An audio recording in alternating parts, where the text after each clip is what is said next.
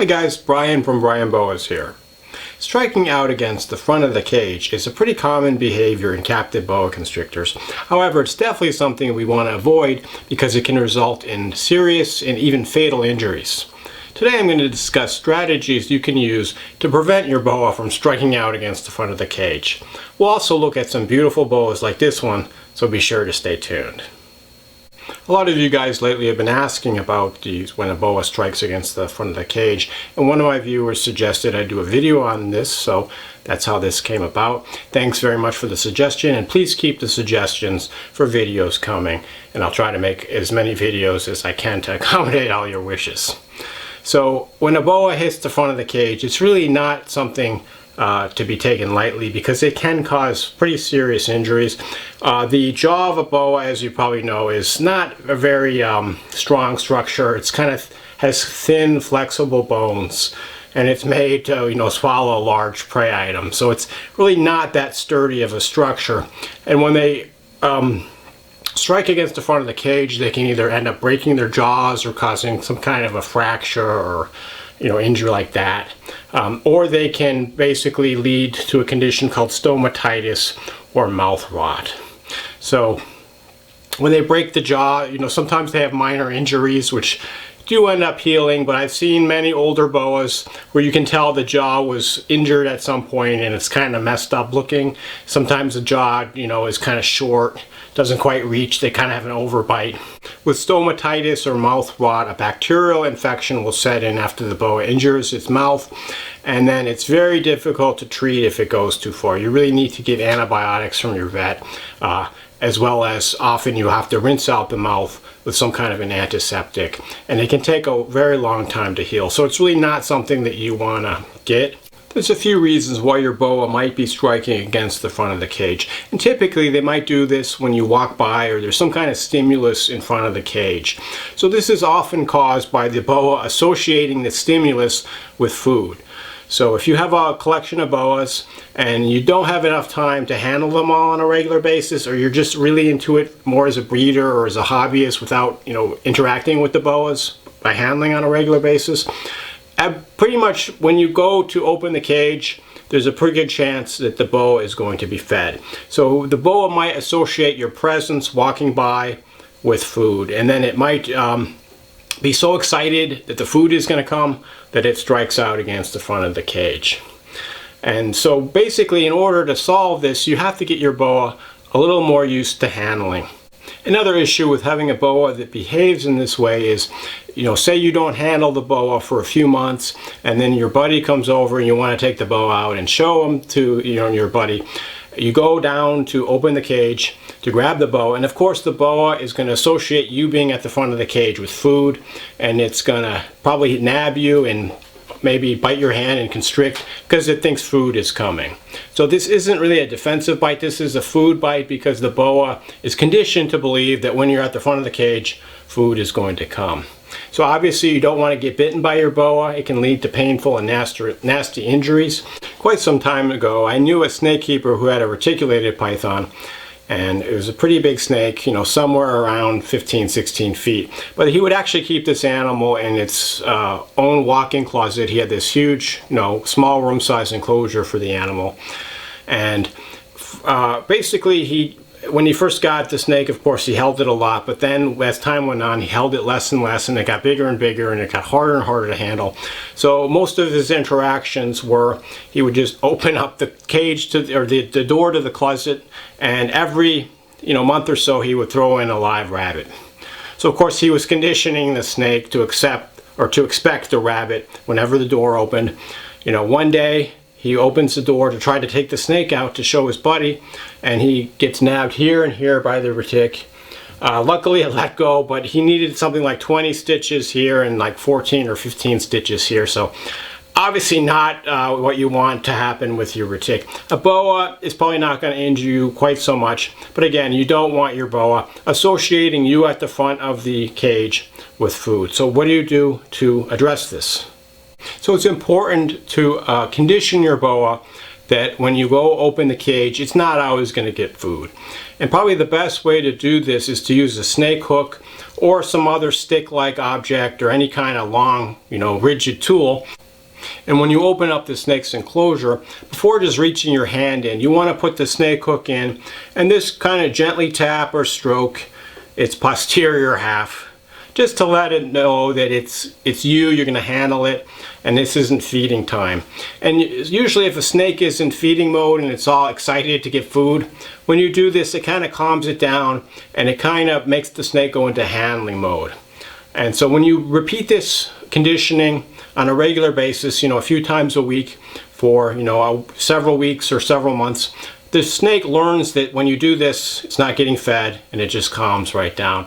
And then you can take the snake out without having to worry about any kind of bites or anything like that. And this is recommended for any snake you're going to handle on a regular basis. Every snake's different, of course. Some snakes are pretty much calm from the beginning. They don't need any kind of training like this. They automatically know that it's you and that you're going to handle it.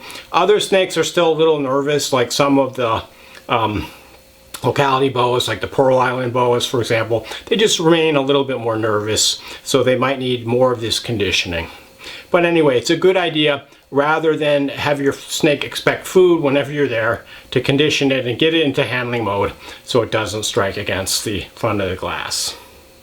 Striking against the front of the cage can also be caused, or at the very least exacerbated, by your choice of enclosure. And so if a boa doesn't feel comfortable in its enclosure, it's going to be a lot more likely to strike out against the front of the glass. So the first thing you want to check is just your basic husbandry conditions. You want to make sure that your enclosure isn't too hot, because if your boa is always going to be really hot and it can't get to a cooler area to its liking, it's obviously going to be a little bit cranky. So you want to make sure that your hot spot is somewhere around 88 to 90 degrees Fahrenheit, and your cool side is somewhere around 75 to 80 degrees Fahrenheit. The next thing to consider is the choice of the cage itself. And usually when I've seen boas have issues with striking against the front of the cage, they're in a glass-fronted enclosure. Usually a plastic snake cage with either a sliding glass front or sometimes a hinged door with either glass or plexiglass. And for some reason, boas are more likely to strike against the front of those enclosures. So I've had boas that do this, and one of the things that's worked for me is I just move them into a big tub in a rack system like these boa tubs behind me. And this works really well a lot of the times. For some reason, they're just much more comfortable in these plastic tubs. So the plastic tubs are translucent, and you can kind of see through them, but it's not really clear. So the vision of the boa is kind of obstructed. It can't see things quite as well. And I think boas also feel more comfortable in these tubs. They have kind of smoother sides. They don't have this abrupt angle, which also is good because your boa is less likely to rub its snout on these tubs.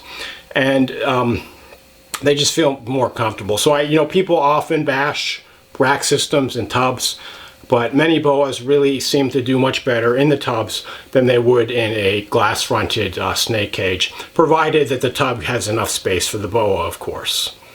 So you also want to make sure that your enclosure has a lot of hiding places. And so boas need to hide. Many boas just don't like being out in the open. So you want to have at least 2 or 3 hiding places in each enclosure, including both over the hot spot and on the cooler side. And there's all kinds of different things you can use for hiding places, both natural materials and synthetic materials. This is just 2 examples. So I like these cork bark tubes, and you can get these at terrarium supply stores and sometimes horticultural stores. The wood has this really nice rough texture, and boas just really like sitting on top of it. It makes them feel really safe, and they can also go in and hide underneath, which gives them security and privacy. But then of course you can make a lot of different hiding places out of different plastic items. So this is an oil pan to change the oil in your car that I got at the dollar store. Now it's the $1.25 store, of course, because of inflation. But I basically just cut a little hole, access hole, and the boas love to go in here and coil up and be protected from the light. And of course you can use all manner of different plastic items. You can even use cardboard boxes if you're in a pinch. Of course you have to change the cardboard box after a week or 2 once it gets dirty and is no longer usable. But make sure there's plenty of hiding places in your boa's enclosure where they can hide. And often they will be striking against the front of the cage just because they don't feel safe and they don't have a suitable hiding place. Another thing to consider is your choice of substrate. In general, a wood-based particulate substrate like coconut husk or orchid bark tends to make boas feel a little more comfortable than a paper-based substrate like cardboard or newspaper. So a wood-based substrate, the boa can lie on top of it, and it has a rough texture which makes it easier for the boa to move around, and they can bury in it and they just feel more comfortable. Often people will see their boas burying in the coconut husk and they just see the little head sticking out. Sometimes they think the boa has escaped when it's really just hiding in the coconut husk. But this makes them feel a lot more comfortable and a lot less likely to strike against the front of the cage. You may have noticed that using newspaper or other really slick paper-based substrate, when you put the boa back in the cage, the boa freaks out and he's trying to grab stuff, and sometimes they knock the water dish over. So that's a perfect sign of a boa that feels anxious because of the substrate choice. So I would definitely recommend in these cases to put your boa on a wood-based particulate substrate. Newspaper can be used, but if you're going to do that, make sure you have lots of rough hiding places like cork bark tubes in the enclosure that the boa can rest against, because they really want that rough substrate or that rough texture, to coil around to make them feel safe. So another thing that you can do with a boa that's striking against the front of the cage is you can just block the front of the cage so the boa can't see. You really want to use a translucent substance like thin paper, something like that. You don't want the inside to be dark unless you have a light bulb in there, just so that the boa has its normal day-night light cycle. So you can use, for example, thin paper that will block the vision from getting through, but it doesn't block the light. You probably don't want to use like black construction paper or like thick paper for that reason. You can also move the enclosure of the boa. If you have your boa in a high traffic area, when people walk by, that's probably stressing out the boa and it's going to strike against the front of the cage. So you want to move your boa's enclosure to a room that doesn't get many people going in there and doesn't have much traffic. That's also good because boas don't do well around loud noises or smells or commotion. They really want quiet, and they want not a lot of people in their room, just because it can really freak them out sometimes. So if you have a boa that's been striking against the front of the enclosure, if you institute one or more of these tips, chances are that's going to improve the behavior and it's going to stop doing this. But there is one other thing to consider, and that is if your boa is hungry and isn't being fed enough, it's definitely going to be more likely to strike out against the front of the enclosure. And so, of course, feeding a boas is somewhat of a controversial topic. I've done, boatloads of videos on this in the past, but a lot of people either overfeed or they underfeed boas. So boas, unlike some other snakes like ball pythons, there's never an issue or rarely an issue with getting a boa to feed. They always want to eat, and they'll eat pretty much any time you offer them food. So, boas are really always seem to be hungry unless they've had a huge meal. But if your boa hasn't eaten in many, many weeks, it's going to be a lot more likely to strike out against the front of the cage. So although you definitely don't want to power feed a boa, you also don't want to stunt its growth or feed it such a small amount that it's always anxious and it's always seeking its next meal. So I've said many times before, check my other videos, but in general, for smaller boas, up to 2 years, they're probably going to want to feed them every 10 days to 14 days. The adult boas, probably every 2 to 4 weeks. And you basically just want to maintain a healthy body shape. So there's no one size fits all. You have to basically adjust the feeding schedule so your boa maintains a nice muscular, lean body shape like this Venezuelan red tail. So I'll refer you to some of those other videos for more discussion on this. But if you're not feeding your boa enough and it's really being stunted and it's always hungry and angry, it's much more likely to strike against the front of the cage. So in this case, you might want to adjust your feeding schedule to feed more frequently. So those are some tips with how to deal with a boa striking against the front of the cage. I hope if you encounter this, that these tips work for you and you don't have any long-term issues from this annoying behavior that the boas sometimes do. Hope this was a valuable video for you. Thanks for watching, and enjoy your boas.